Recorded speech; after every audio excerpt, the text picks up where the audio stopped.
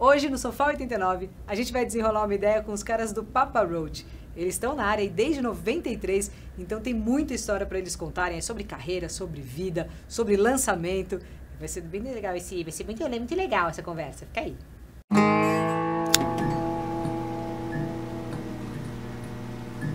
A gente está aqui com o Jacoby e o Tony Palermo, sensacionais do Papa Roach, dispensam apresentações, não é verdade? A gente vai conversar com eles, eles entendem muito bem português, vocês vão reparar, então vai ser tranquilo. Para começar, em primeiro lugar, muito legal que vocês vieram, e eu queria saber o seguinte, o som do Papa Roach, ele tem um flow, assim, que é muito marcante. Na hora da composição, quando vocês vão trabalhar a música, vocês pensam assim, primeiro como essa música vai soar no show e depois traz isso para a gravação? I think P. Roach definitely we got a vibe. You know what I'm saying? We like the heavy music. We like the punk. We like the rock. We like to mix all those things together. We like the hip hop as well. Mix that in. You know, so we always have kind of blended a lot of genres and styles together. But I think on this new album that we're about to release, it's all the influences and styles that we do are more pronounced. They're more extreme. So on this record, the punk is more punk. The rock is more rock. The hip hop is more just slamming, banging hip hop. And so I think this record is more about kind of the extremes on this album. Depois desses anos todos de carreira, o que vocês aprenderam que precisa ter na hora de gravar um álbum?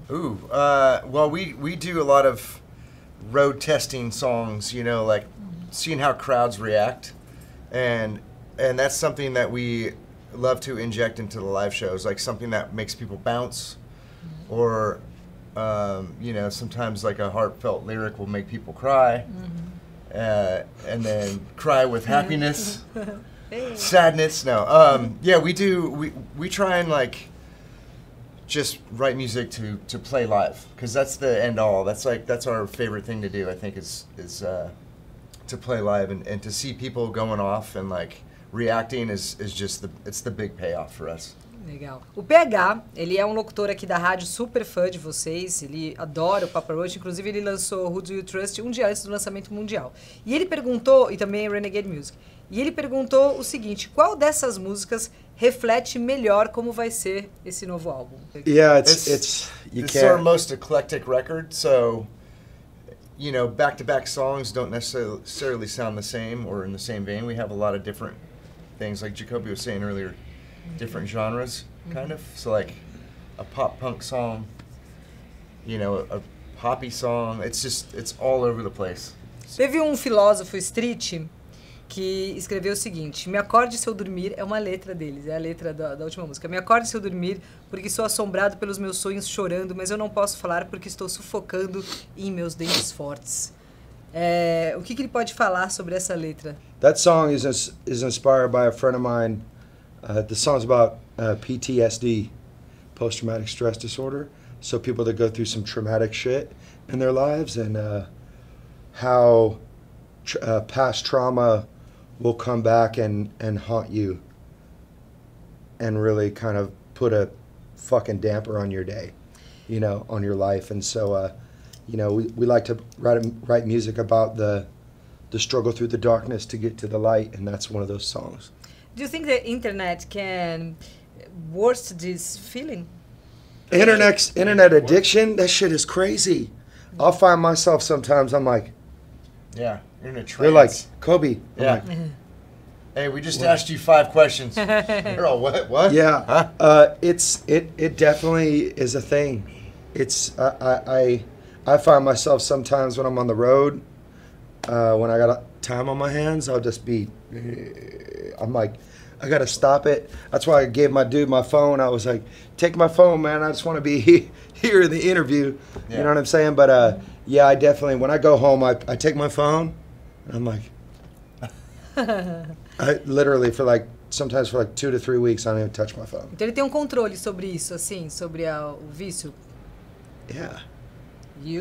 Fica um dia sem celular, por exemplo? Of course. Yeah, that feels good too. It feels great. I'm like, fuck no cell phone. Yeah. Yes. Yeah. No email. You know, like Christmas Day is the best day sometimes, because you're just like family, and it's just one of those days you grew up like doing nothing but like hanging out in your slippers and That's right. We need more days like that, yeah. dude. Falando sobre gravação, né? Sobre esse próximo álbum. e Bad também, Dad. Qual que é a importância de ter um bom produtor? For us, well, I mean, the two producers we've been working with on the last two records have actually just gotten out of us like a lot of crazy cool new vibe. You know, like they take us into territories, and we're like you said it too. Like, I can't sing that. I can't do that. Like, I can't sing like that. weird They're like, stuff. try it. And then it comes that you like listen back to it, and you're like, oh, that's cool, man. All Like, right. okay. So you have to like, they have to like sell you on like, you know, adventurous parts and songs and stuff that you wouldn't normally think of or do. You know, like on Crooked Teeth, what was it? It was like a couple of those like vocal tracks that were just like background.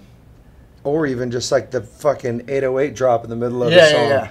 You know, it's like they kind of really challenged they challenged us in Yeah. the studio and pushed us, and I think that's what It's we want healthy. out of a producer. Yeah. We want a producer to, you know, kind of force us out of our comfort zone, especially with making music with each other for like over 20 years as a band. You know, it's nice to bring somebody else in the mix, and they're like, try this, try Yeah. that. You know, and Or just it's helps good us enough. progress. Because like our bass player, he has a hard time finishing. You know, like it's never done. He's like, something needs to change. And like these guys will just come in and be like, no, dude, it's good. Let's move on. Let's Don't move trip. on. It's great. Like, don't overthink it. Don't you know? Don't overdo it. Like the part's great. It flows. So yeah, they help wrangle us all in. And, you know, It's like herding cats, if that makes any or sense. cattle. Yes. E aí, pra Cat fechar, Cattle. você apresentou um programa na MTV, o Scared, que era sobre tombos de skate, de bike, isso tudo assim. Foi legal essa experiência na televisão? It was great. It was awesome. I loved it. MTV came to me with a couple concepts over the years, and that was the one that really stuck, and we went and shot the pilot for it, and it was awesome. It was... I couldn't watch it. Dude's all like mangled up and shit. Jeez. It was funny. I shot the pilot of the show, and I always wear shirts like cut off sleeve shirts. And MTV saw it. They were like, they called management. They were like, we love the show. We think it's awesome, but just one thing.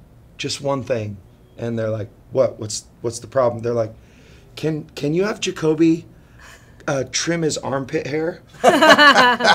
They're like, your armpit hair is too long. I was like, what? So I trim my armpit hair. And then you finish the Yeah. program. It was fucking chip, chip, chip, chip. He got the Brazilian bikini wax on his. Yeah, I got the manzillion. Yeah. Yeah. Thank you very much for your Cassette tape. time. That's Thank you all. for having us. Thank you. Sorry you for very being much. late. Thank you.